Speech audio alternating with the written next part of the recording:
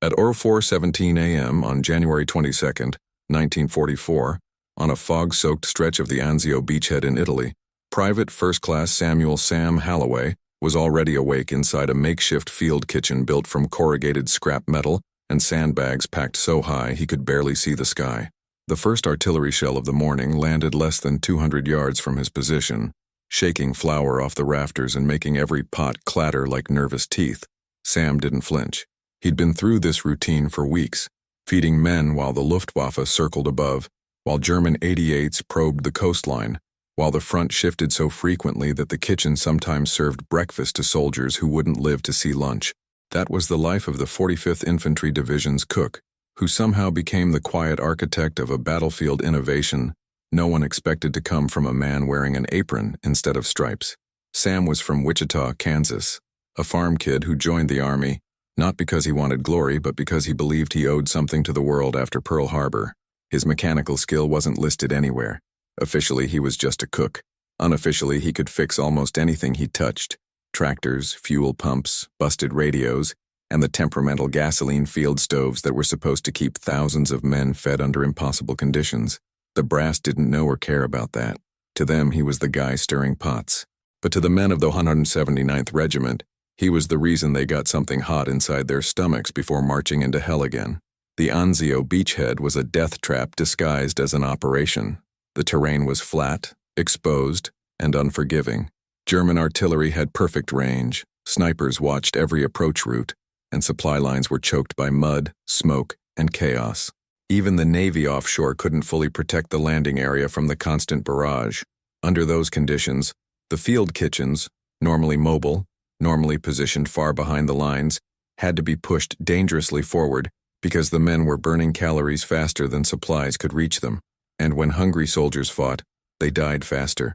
The command knew it. The medical staff knew it. And Sam knew it better than anyone because he saw the men's faces every dawn. Exhausted, hollow-eyed, trembling from the cold, clutching tin cups as if waiting for a glimpse of normalcy in a world that had stopped making sense. But there was a problem no one could solve. The Standard Army M1937 field range, a rugged but notoriously finicky stove, kept failing under heavy bombardment. The vibrations loosened internal fittings. The fuel line clogged with debris.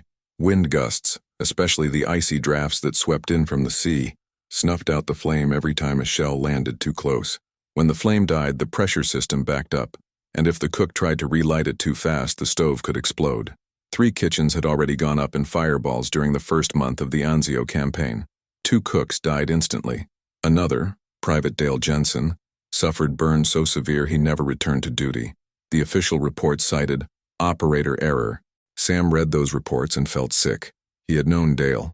They used to trade letters from home and argue about baseball teams. Dale wasn't careless.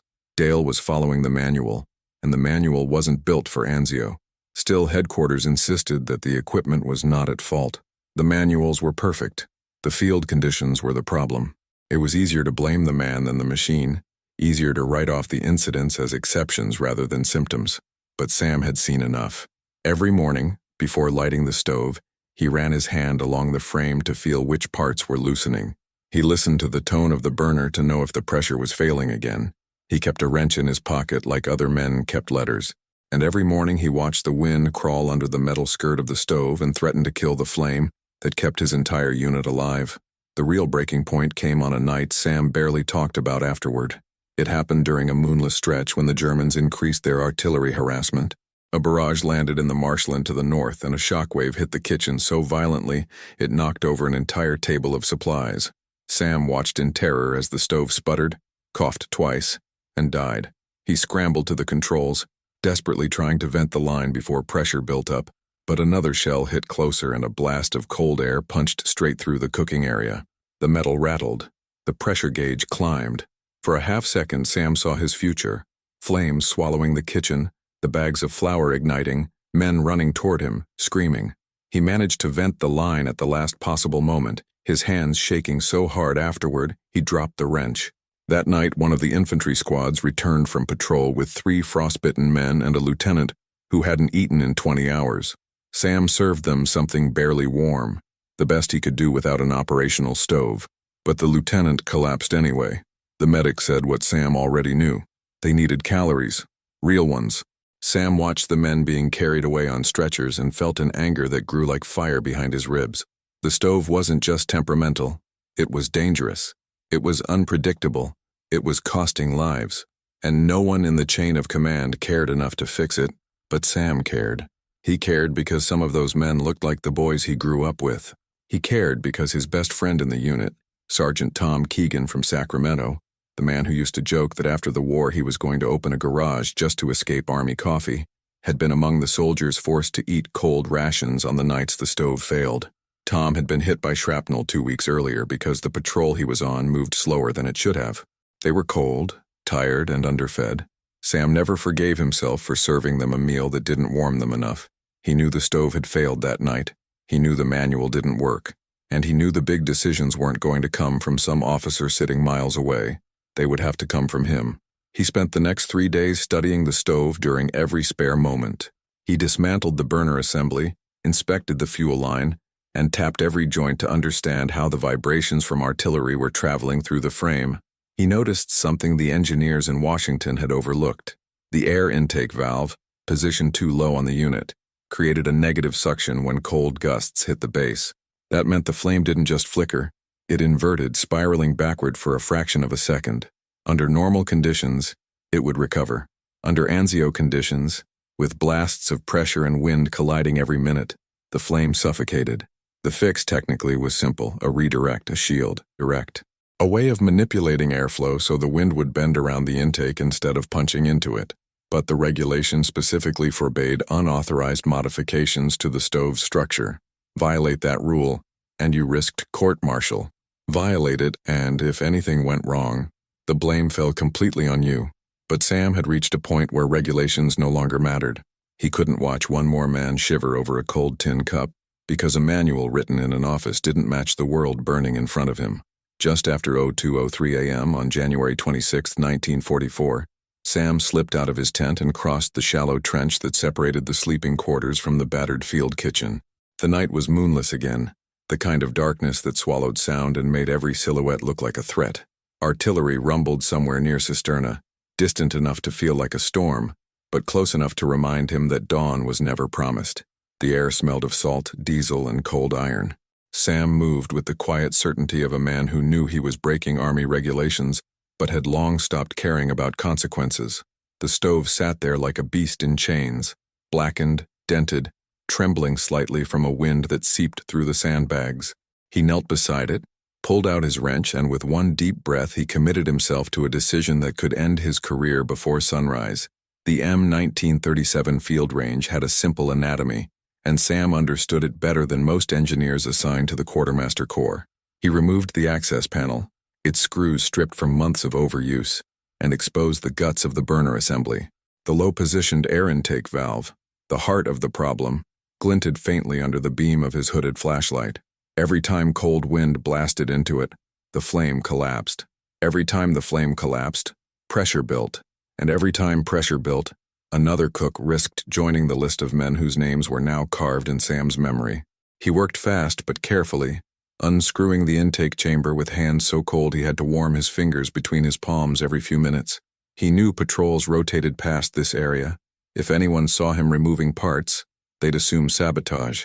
In Anzio, paranoia ran so high that even mechanics had been questioned for odd modifications. He found scrap metal behind the kitchen, twisted remnants of ration tins, shrapnel-bent fragments of a destroyed ammo box, anything that could be reshaped. From these, he selected a narrow, curved piece of steel that once held 30 cal cartridges. Its shape caught his attention immediately. If he bent it just right, it could act as a wind baffle, small enough to avoid detection during inspection, strong enough to create a protective curl of air around the intake. He heated it with a handheld alcohol burner, shaping it slowly, pressing one edge against the ground, listening to the metal creak like a living thing waking from sleep. Sweat gathered along his neck despite the cold. Every sound around him, the distant crack of rifles, the cough of a soldier turning in his sleep, the whisper of wind over canvas, felt magnified. He imagined an MP stepping into the shadows at any moment, demanding to know why a cook was performing unapproved mechanical work on Army property at 2 in the morning, but no one came. With the shaped baffle ready, Sam fixed it over the intake valve, checking the angle with a careful eye. It needed to be close enough to redirect wind but far enough to avoid choking airflow. He adjusted it by millimeters, tightening each bolt until he felt the metal settle into place. When he finished, he sat back on the cold ground and stared at the stove, a machine that had taken lives now bearing a small, improvised appendage that might save them. It wasn't much. It didn't look like innovation. It looked like a dented scrap of metal tacked onto an old stove. But Sam knew what it meant. This was the act of defiance every frustrated mechanic dreams of. The moment when you stop hoping the manual will change and decide to change the machine yourself. He waited another half hour before lighting it, letting the wind pick up just enough to mimic morning conditions. When he finally opened the valve and struck the match, the flame burst to life with its usual hiss. Then came the real test. A gust swept through the kitchen, harsh and sudden, rattling the pots overhead. Sam held his breath as the wind hit the stove square on, only to watch the flame remain stable, quivering but unbroken. The baffle worked. The air curled and flowed around the intake instead of slamming into it. He stood there in silence, stunned by how something so small could change so much. But one successful test wasn't enough. He needed to see the stove survive repeated blasts.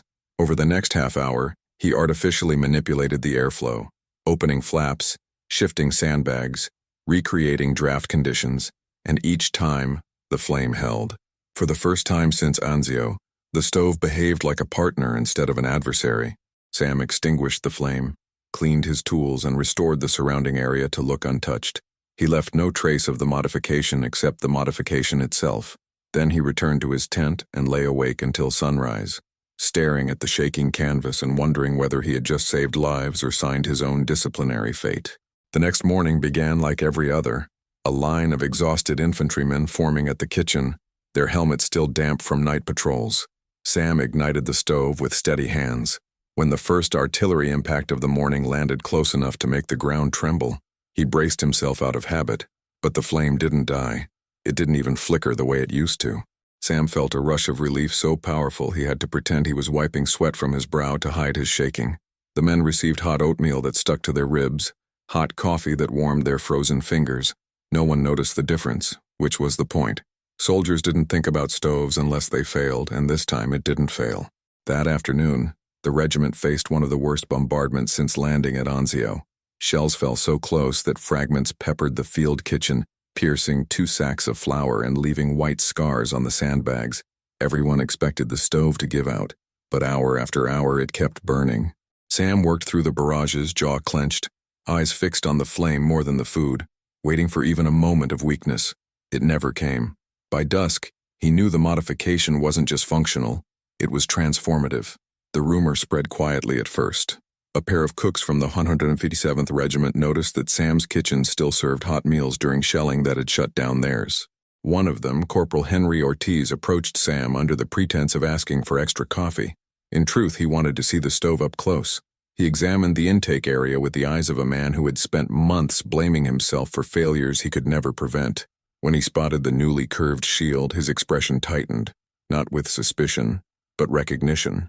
"You did this," he whispered. Sam didn't deny it. Ortiz nodded, the kind of nod men give when witnessing something honest, necessary, and slightly illegal. Within a week, word reached other field kitchens along the beachhead. "Go see the cook from Wichita," they whispered. "He's got a stove that doesn't die." Sam found himself approached more often, sometimes discreetly, sometimes openly, by men desperate for a solution that official channels refused to consider. He shared the idea, sometimes shaping pieces for them, sometimes offering guidance, always with the understanding that none of this came from the quartermaster's manual. It was a shadow network of survival, a group of cooks and mechanics modifying equipment in the margins of regulation. But hiding it from inspectors became a challenge. Twice, Sam had to remove the baffle before a surprise inspection. Once, he pretended that damage from shrapnel had accidentally bent the metal near the intake. Another time, he covered it with a layer of grime so it looked like part of the stove's original housing. The men helped him, forming a quiet conspiracy born from necessity. They understood what the army never would. This wasn't about tinkering. This was about keeping each other alive long enough to fight another day.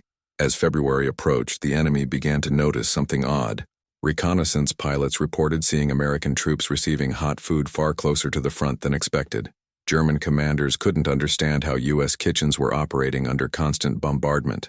Some believed the Americans had deployed armored mobile kitchens. Others assumed new fuel systems or supply trucks.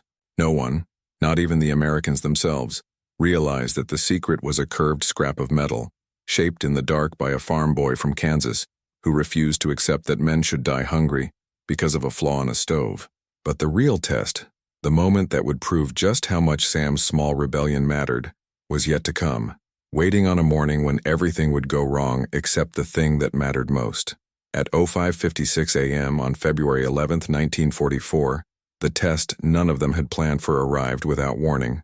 A cold front swept in from the Tyrrhenian Sea, just as the German artillery opened one of the fiercest barrages the beachhead had endured since the landing.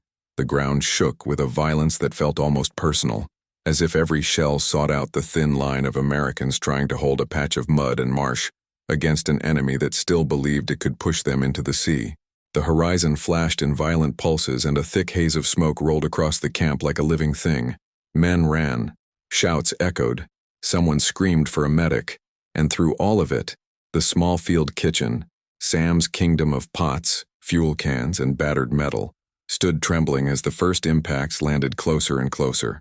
Sam was already awake, already ladling dough into a skillet, already listening with that sixth sense all cooks at the front developed. He could tell by the whistle of the first shell that the Germans had recalibrated their range. The bursts were moving inward, too accurate to be random.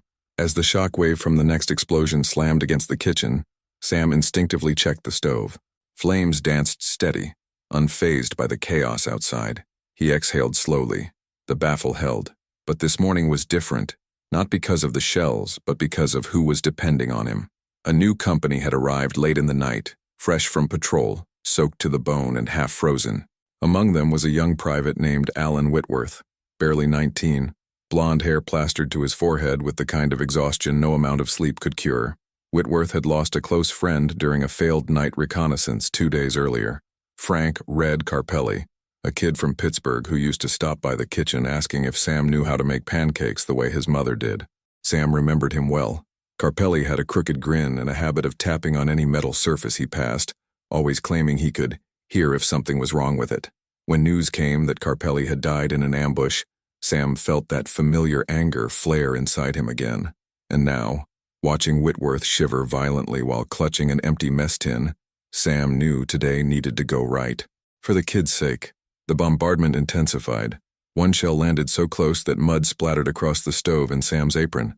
Sandbags bulged inward. A metal cup flew off a table. Men instinctively ducked or dropped to the ground. But Sam kept moving. He wiped the mud from the stove's intake area, checking the flame again. Still steady. Still alive. He whispered something under his breath. Not a prayer, but a promise. Then came the moment that nearly ended everything. At 06:18 a.m., a German shell exploded just beyond the northern perimeter, sending a blast of wind powerful enough to rip open a canvas tent. The air slammed into the kitchen like an invisible fist, knocking over a stack of fuel cans and lifting lids off boiling pots. The gust hit the stove directly, something that would have snuffed the flame instantly just a month earlier. Sam froze for half a second, heart hammering against his ribs, watching to see whether the flame would collapse the way it used to. It didn't. The flame wavered, bent, and then realigned, curling inward just as the baffle redirected the wind outward. It was like watching a pilot pull out of a dive at the last possible second. The stove survived the hit. Sam's chest tightened with relief so sharp it almost hurt, and that was when he knew. This wasn't just a workaround or a field adjustment. It was engineering. Improvised, illegal engineering that was outperforming the official design in the harshest environment possible. But the barrage wasn't over.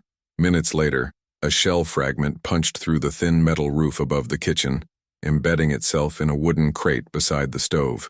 Men shouted. Someone yelled, "Kitchen's hit!" Sam ducked, shielding his eyes from the shower of splinters. The stove rattled violently, the pots trembled. Whitworth, standing nearby, instinctively lunged toward Sam as if to pull him away from danger, but Sam raised a hand, silently telling him to stay back. The kid hesitated, then stepped behind a sandbag wall, eyes fixed on Sam like a man watching his last hope flicker in real time. Sam grabbed the stove's stabilizing bracket and lowered his face level to the flame. It was still there, blue, clean, controlled. He felt a rush of gratitude toward the metal scrap he'd bent weeks earlier. It was holding even now, under a barrage that should have killed it. He went back to work, scooping porridge, moving pans, keeping the system balanced. And slowly, despite the thunder of artillery, a line of soldiers formed again as if their bodies instinctively gravitated toward heat and familiarity. Then something unexpected happened. Just as Sam handed a tin cup to Whitworth, a runner from battalion headquarters sprinted into the kitchen, panting, helmet hanging crooked from its strap. "We need hot meals delivered to the West Trench line," the runner said. "Men are pinned. They haven't eaten in 24 hours. Command says if your stove's working, you're the only one who can send something hot." Sam hesitated. Sending food to a trench line under active fire was suicide for anyone carrying it. But he looked at Whitworth, eyes hollow, lips pale blue, and remembered Carpelli's grin. If hungry, exhausted men were being asked to hold the line, then someone needed to make sure they had the strength to do it. And if the stove survived this barrage, maybe it would survive anything. "I'll prepare as much as I can," Sam said. "Tell them to send carriers."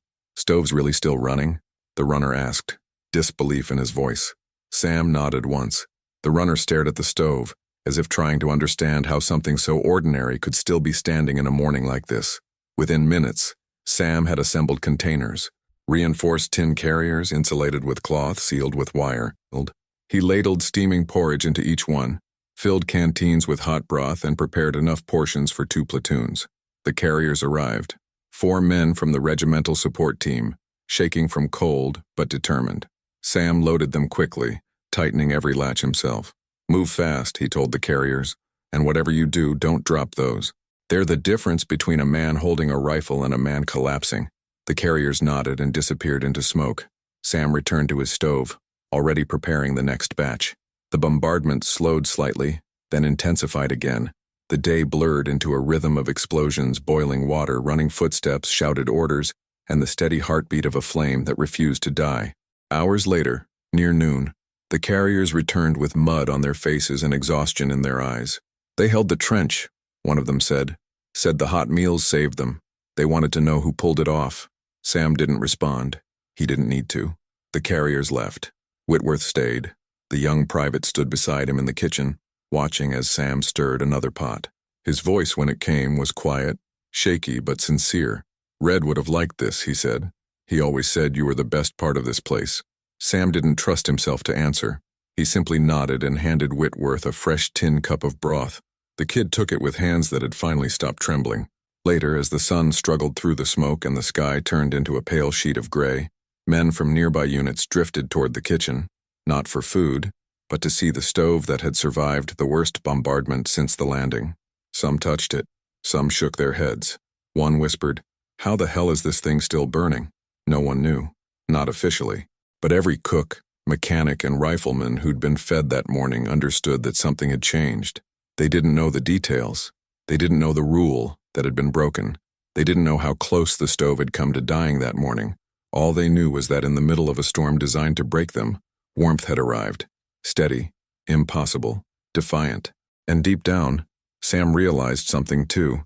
If the enemy couldn't starve them, couldn't freeze them, and couldn't silence the small acts that kept them alive, then this baffle, this illegal piece of metal, wasn't just keeping the flame alive, it was keeping the men alive. The front would shift again, the war would grind on, but nothing on the beachhead would ever be the same after this morning. And Sam Halloway, cook from Wichita, had just proven that even a battlefield innovation measured in inches could hold back a catastrophe measured in lives. By March 2, 1944, the story of the miracle stove had spread far enough through the 45th Infantry Division that even officers who normally dismissed kitchen matters began to take notice. They didn't yet know what Sam had done. They didn't know how a stove that should have failed under Anzio's brutal conditions had instead become the one steady point in a world of smoke, steel, and unpredictability. But they knew results. And results, even ones born in the shadows, had a way of traveling faster than orders. That morning, a supply officer from division headquarters, Captain Lionel Merrick, arrived unannounced. Merrick was the type who measured everything by the manual. Fuel consumption charts, maintenance protocols, weight limits down to the ounce.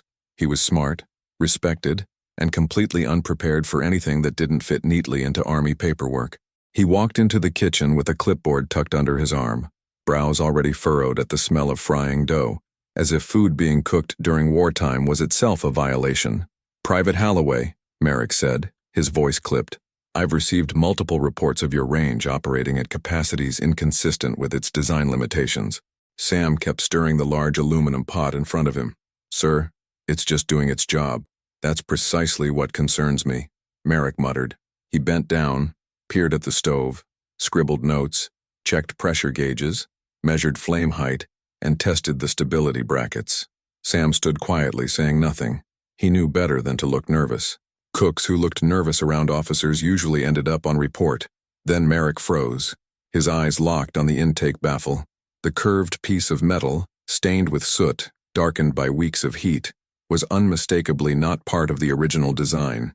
It might have blended into an untrained eye, but Merrick had memorized every bolt and weld of the M1937 range. He tapped it with his pen. "What is this?" Sam didn't answer at first.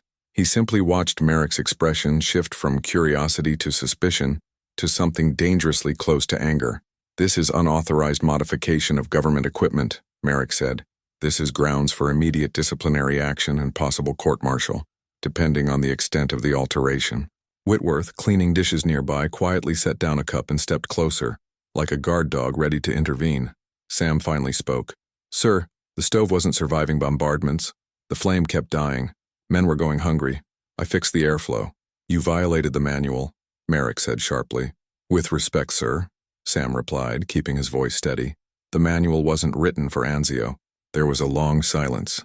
Merrick stared at him as if trying to decide whether Sam was insubordinate or simply honest.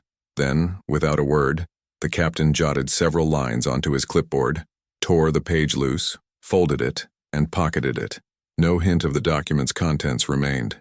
"We'll be in contact," Merrick said stiffly before leaving. Sam watched him disappear into the fog and mud, knowing exactly what that meant: an investigation, questions, maybe even punishment. But at that same moment, several soldiers arrived at the kitchen asking for hot meals before rotating out to the front. Sam lit the stove and went back to work. Whatever trouble was coming, he'd face it later. Right now, men needed food. And what Sam didn't know was that Merrick's report never reached the disciplinary channels, not immediately. Instead, Merrick brought it to his commanding officer, Colonel Harlan Broche, an old-school Army officer who believed rules held armies together, but also believed results deserved attention. Broche read the report in silence while Merrick stood rigidly at attention. After a long pause, Broche asked, "Is the modification dangerous?" "Technically, yes," Merrick replied. "Any deviation from the design introduces variables. But in practice..." "In practice," Broche repeated. "In practice, sir," Merrick admitted reluctantly, "the stove is outperforming all others on the beachhead. Significantly." Broche sat back in his chair. "And what was the purpose of the modification?" "To maintain flame stability under shell-induced wind pressure." Broche raised an eyebrow. "You're telling me a private, who is not an engineer, not only identified a design flaw under battlefield stress but corrected it in the field?" Merrick hesitated. "Yes, sir." "And the men are eating because of it?" "Yes, sir." Broche leaned forward, elbows on the table. "Then I don't see a problem." Merrick blinked. "Sir, regulations clearly state..." "I know what the regulations state," Broche interrupted, "but regulations don't feed soldiers under fire. Send someone to observe this modification discreetly. No disciplinary action for now." "Yes, sir." Merrick saluted, turned, and left, though his stride was noticeably less rigid than before. Back at the kitchen, no one told Sam that he had quietly earned a reprieve. Days passed, then a week. The stove continued performing flawlessly. Every bombardment, every cold gust, every shockwave tested the little curved baffle, and each time the flame held.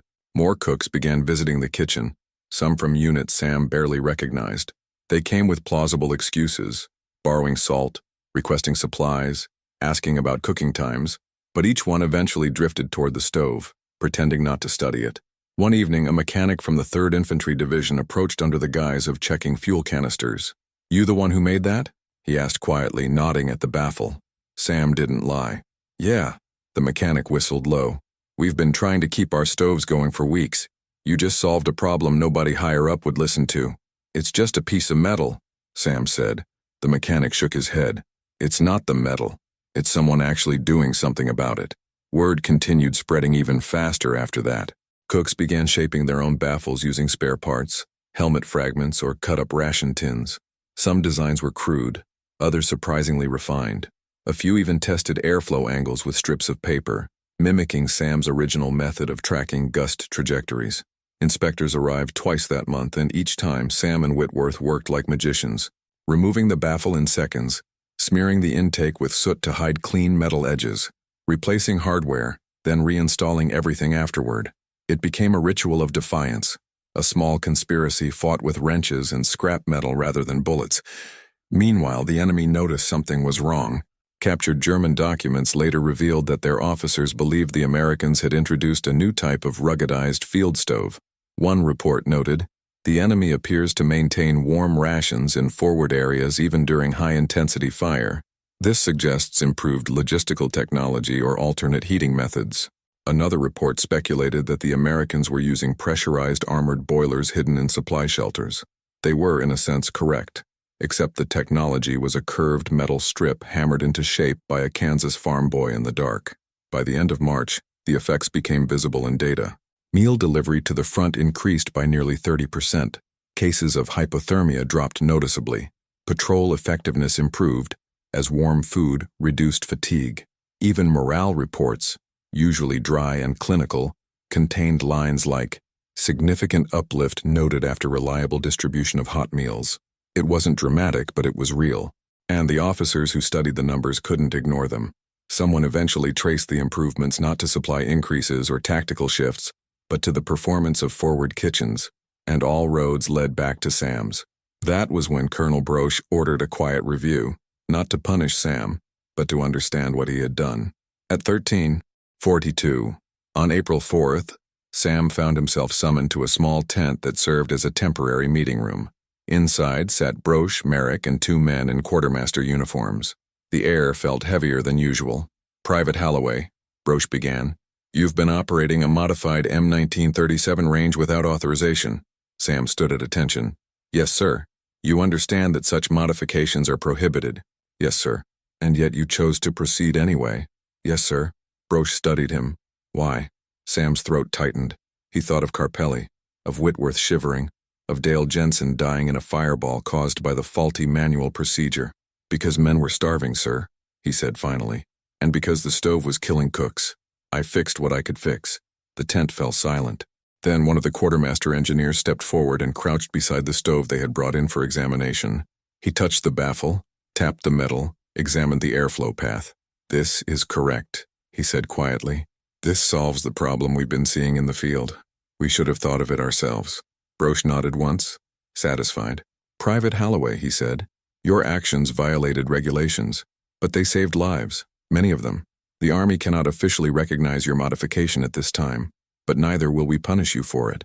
Sam blinked, stunned. "Continue operating your kitchen as you see fit," Broche said. Quietly, Sam saluted. The officers returned it. Wadisikanam years later, after the war, when the M1945 field range entered production, it included a redesigned intake system, nearly identical to Sam's modification. Official documents credited the improvement to observed field conditions during Italian operations. No names were listed, not Merrick, not the quartermaster engineers, and certainly not Sam Holloway. But every soldier who had eaten beside his stove at Anzio, men who returned home, men who married, men who lived long enough to have grandchildren, knew the truth. They knew that a single curved piece of scrap metal, hammered in the dark by a cook who refused to let his men go hungry, had changed everything. And though Sam rarely spoke of it, and though no medal ever bore his name, the legacy remained, quiet, human, and enduring. Because wars are often recorded by generals, but they are won, inch by men like him.